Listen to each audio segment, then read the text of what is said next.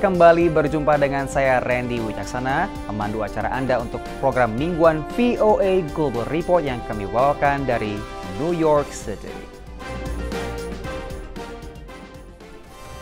Segmen pertama pekan ini kita akan mulai dengan segmen Global Highlight berikut ini. Serangan Israel di Rafah Minggu 26 Mei tewaskan puluhan warga sipil Palestina. Serangan tersebut menghancurkan lokasi pengungsian warga sipil. 2 orang pimpinan Hamas disebut termasuk jadi korban tewas dan sasaran utama Israel. Kawasan ini merupakan kawasan sipil untuk mengungsi akibat perang. Irlandia, Spanyol, dan Norwegia secara resmi akui Palestina sebagai negara Selasa 28 Mei lalu. Ketiga menteri luar negeri tersebut bertemu dan umumkan pengakuannya ke publik pada Senin 27 Mei. Spanyol sebut akui wilayah Gaza dan tepi barat sebagai negara Palestina di bawah kepemimpinan Otoritas Nasional Palestina dengan Yerusalem Timur sebagai ibu kotanya. Korea Selatan sempat beri peringatan kepada warganya yang tinggal di perbatasan dengan Korea Utara setelah mendapati kiriman balon berisikan berbagai benda acak. Setelah diperiksa, balon tersebut berisikan sampah dan kotoran. Hingga Rabu 29 Mei diketahui ada sekitar 90 balon yang masuk ke wilayah Korea Selatan.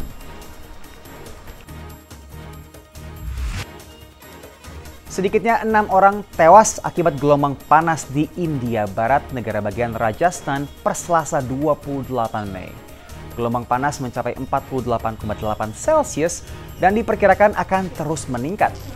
Udara panas di India umumnya memuncak di bulan Mei, namun ilmuwan prediksi anomali cuaca tahun ini akibat langkanya hujan. Itu tadi Global Highlight, pemirsa. Sekarang kita ke berita yang pertama. Perjuangan diaspora Indonesia untuk meloloskan Undang-Undang Kewarganegaraan Ganda seolah mendapat angin segar dari pernyataan Menko Luhut Binsar Panjaitan. Namun perjuangan mereka selama 10 tahun lebih masih dihadapkan pada sejumlah tantangan politis dan strategis di Indonesia. Wacana kewarganegaraan ganda kembali muncul setelah pernyataan Menko Bidang Kemaritiman dan Investasi Indonesia, Luhut Binsar Panjaitan, dalam acara Microsoft di Jakarta akhir April lalu. Dalam pidato pembukaan acara tersebut, Luhut menyebut akan segera membuka jalan untuk kewarganegaraan ganda bagi diaspora Indonesia, termasuk mereka yang sudah jadi warga negara lain. Pernyataan ini disambut baik sejumlah kelompok diaspora yang telah mengadvokasikan Undang-Undang Kewarganegaraan Ganda bagi diaspora yang pernah jadi WNI. Statement dari Kementerian Hukum dan HAM, Pak Menterinya langsung, waktu saya hosting 2018, mungkin di bawah administrasi Jokowi itu tidak akan kejadian gitu kan, dual citizenship, karena bukan prioritas. Akan tetapi sekarang kan tiba-tiba di last minute, di injury times, pemerintahan beliau tiba-tiba ada wacana gitu kan. So actually it's very interesting. Perjuangan untuk meloloskan RUU ini sudah dilakukan sejak 2014 lalu. Indonesian Diaspora United dan Indonesian Diaspora Network Global adalah 2 dari sejumlah kelompok yang mendorong RUU ini. Malu-malu tapi mau gitu kan, memetakan diaspora, teasing juga gitu bagaimana kalau kewarganegaraannya direkonstruksi dan lain-lain. Walaupun kita stealth selama 10 tahun, tapi diskusi antar stakeholders, terus kemudian research segala macam tetap berlangsung. Diaspora itu bukanlah orang asing, tapi kita itu memang orang Indonesia yang berada di luar negeri. Dulu kita turun-temurun gitu ya, tapi keindonesiaan kita masih ada gitu. Kedua kelompok menyatakan sejumlah kendala yang mereka hadapi dalam memperjuangkan status kewarganegaraan ganda. Pemerintahannya berganti, kita nggak ada kesinambungan gitu. Jadi ngulang lagi dari awal gitu, yaitu kerasa banget ya. Istilahnya passing the baton gitu ya. Ya, resistensi itu kan selalu ada ya, terutama di isu pertahanan dan keamanan. Kalau misalnya tiba-tiba diasporanya jadi agen ganda dan lain-lain gitu. Aturan kewarganegaraan ganda terbatas saat ini diatur dalam UU nomor 12 tahun 2006. Saat ini Indonesia mengizinkan kewarganegaraan ganda bagi anak-anak di bawah usia 18 tahun yang lahir dari perkawinan campur antara WNI dengan WNA atau mereka yang lahir di negara yang memberikan kewarganegaraan atas dasar tempat lahir mereka. Setelah berusia 18 tahun, mereka harus memilih untuk mempertahankan kewarganegaraan Indonesia atau melepas jika ingin memegang kewarganegaraan lain. Peneliti hubungan diaspora melihat isu dui kewarganegaraan bukan isu penting yang jadi perhatian wakil rakyat saat ini. Warganegara ganda itu tentu saja punya keuntungan, bisa meningkatkan mobilitas, peluang ekonomi, terus kemudian mungkin bukan dalam konteks Indonesia ya, lebih kita bicara konteks global, mungkin juga ada terkait dengan perlindungan hukum dan sebagainya gitu. Tapi kalau saya lihat di konteks Indonesia, saya sendiri berpendapat sebenarnya belum terlalu urgent gitu. Pemerintah Indonesia diharapkan bisa membangun iklim yang tepat bagi diaspora untuk berkarya di dalam negeri. Iklim penelitian Indonesia seperti apa gitu kan. Itu perbaiki dulu. Iklim research and development seperti apa gitu. Kemudian itu menjadi daya tarik bagi diaspora Indonesia untuk bisa langsung berperan di Indonesia. Kita melihat India kan melakukan hal seperti itu, Cina melakukan seperti itu. Bagi mereka bisa kembali untuk berperan walaupun mungkin mereka belum mau berkewarganegaraan ganda, tapi mereka mau untuk investasi. RUU Dui Kewarganegaraan masuk program legislasi nasional 2020-2024, tapi pembahasannya masih tertahan. Dari Washington DC, Virginia Gunawan dan tim VOA. Usai jeda pemirsa, kita akan kembali berjumpa dengan rekan saya Ariadna Budianto dari Washington DC dengan segmen Hellopreneur. Ada apa yang menarik? Ariadna, silakan. Ya, Randy dan pemirsa, sehabis ini saya akan mengajak Anda untuk main bola dengan anak-anak Amerika yang berlatih di sebuah akademi sepak bola di negara bagian Maryland. Ini dimiliki diaspora Indonesia dan suaminya asal El Salvador. Tetap di VOA Global Report.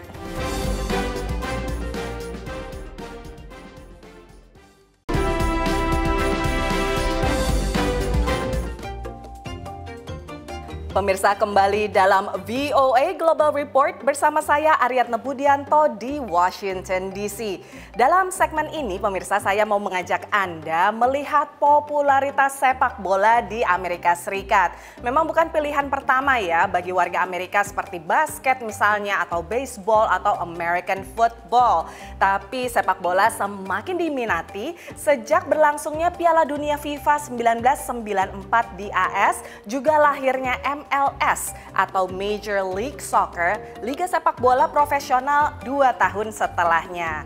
Dan sudah menjadi budaya bagi anak-anak di sini pemirsa, baik perempuan maupun laki-laki untuk ikut klub sepak bola di luar sekolah. Nah, saya akan mengajak Anda melihat kegiatan salah satunya yaitu Sharks United Soccer Academy, milik diaspora Indonesia dan suaminya seorang El Salvador. Sulitkah mengelola klub sepak bola anak dan apa saja kiat mereka? Ikuti dalam Hellopreneur berikut ini.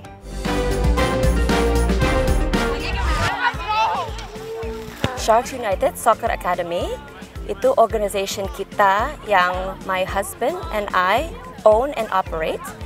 Zaman dulu itu soalnya anak saya yang laki, dia kepingin main di tim. Terus habis 2 season, coachnya yang itu bilangnya saya nggak ada waktu, ada nggak orang tua yang mau jadi coach untuk tim ini. Terus suami saya bilang, oke, saya mau nyoba. So we did it, volunteer, mungkin 2 tahun. Terus kita lihat, oke, kalau kita cuma volunteer, susah sekali dapat resources, sponsor, uang untuk bisa main di tournament.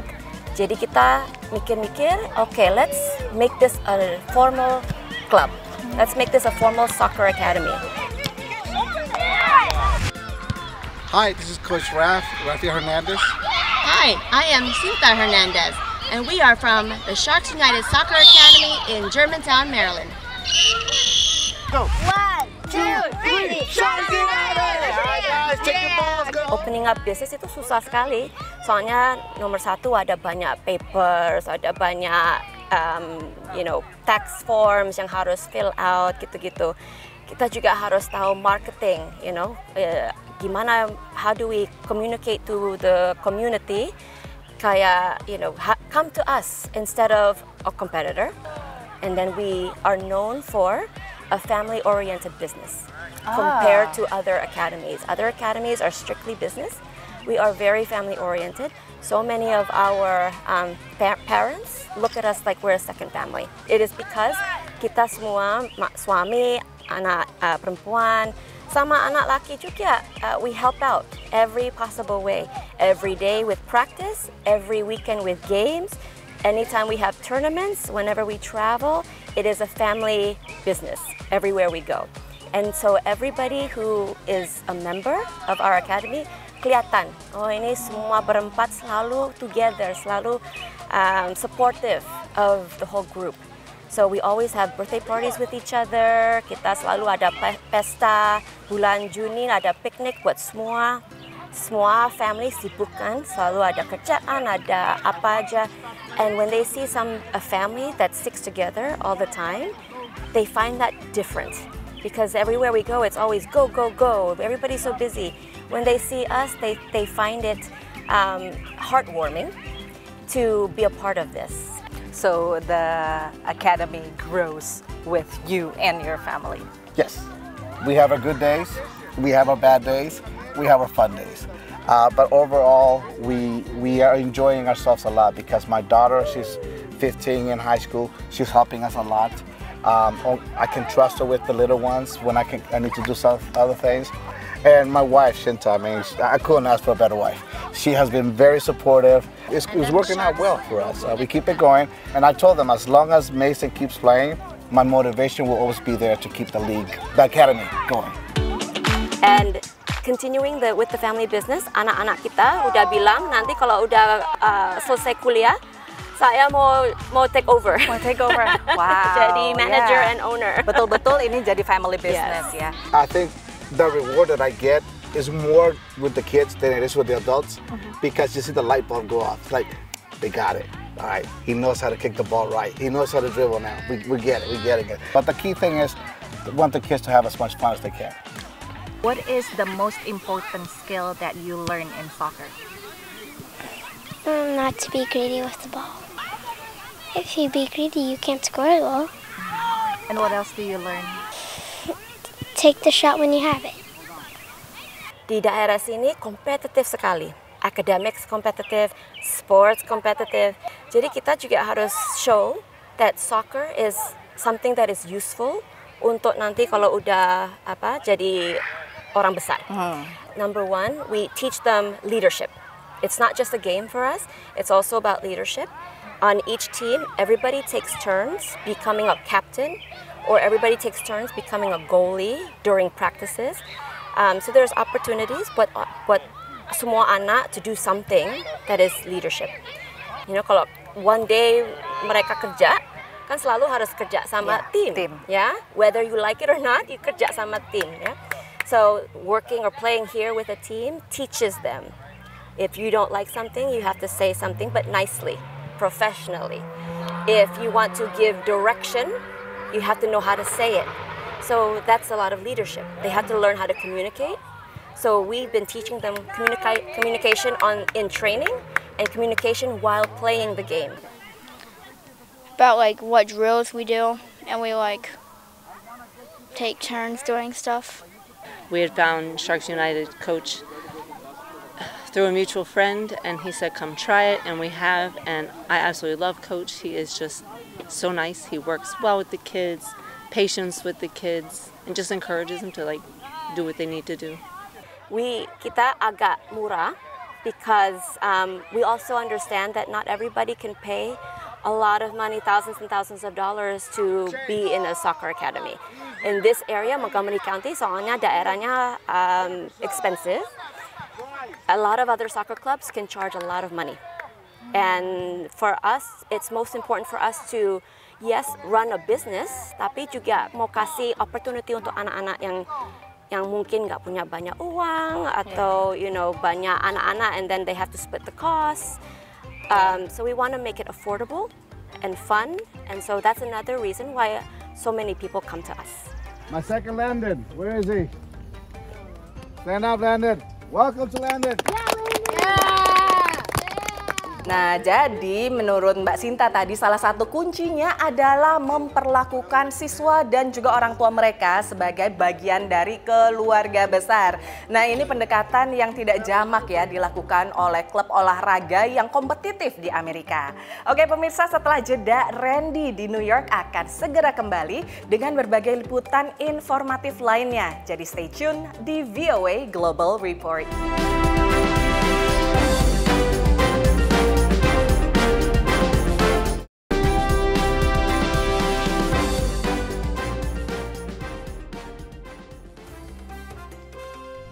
Welcome back to New York City, pemirsa.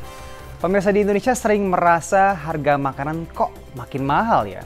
Ternyata sama loh dengan saya di sini. Salah satunya ini karena laju inflasi di Amerika Serikat masih berada pada kisaran 3%. Jauh dari target Bank Sentral sebesar 2%. Kita simak laporan selengkapnya oleh Nova Purwadi berikut ini.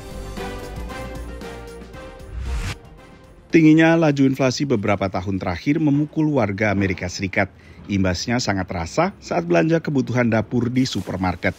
I come here like 3 times a week really, and I just see the prices keep increasing by 25 cents and 50 cents, and nothing's really easy anymore on your pocket. You know, our income stays the same or it goes down. But it's veggies and fruits. You know, the meats kind of stay the same. Bread, $5 for a loaf of bread. $5 for a loaf of bread. Warga pun harus menyiasati kenaikan harga. I don't cook as much because to me it's the exact same price. So I would say that's what's changed. I don't really see the benefit in spending a lot of time cooking when I could pay the same price. It used to be less expensive to cook at home. Data indeks harga konsumen terkini yang diterbitkan Biro Statistik Ketenagakerjaan di bawah Departemen Tenaga Kerja AS menunjukkan laju inflasi secara tahunan melemah ke 3,4%. Setelah 3 bulan berturut-turut sebelumnya sempat menguat. Untuk harga makanan secara umum terjadi kenaikan 2,2%. Meski untuk bahan makanan di supermarket, harga justru melemah sekitar 0,2% dibandingkan bulan sebelumnya. Penurunan pertama sejak April tahun lalu. I keep hearing some things are coming down, but I haven't seen it. So some things it makes you really stop and think, do you really want to spend the money to get it? Kenaikan atau penurunan bervariasi untuk setiap jenis makanan.